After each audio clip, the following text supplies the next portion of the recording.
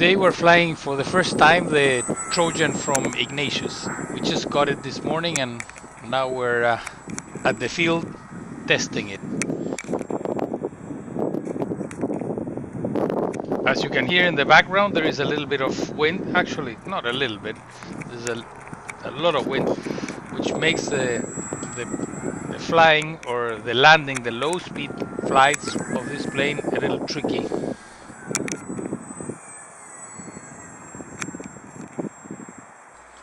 And then close to the ground, we have the turbulence of the houses and look at that landing. Oh, low landing, man. The owner, Ignacius, was kind of choked that I was flying this plane so bad. Fast off its feet, eh?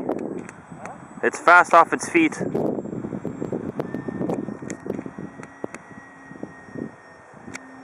And that one there talking is Ignacius. Okay. It is a very agile plane, very easy to fly, but the landings are a little bit tricky. Yeah.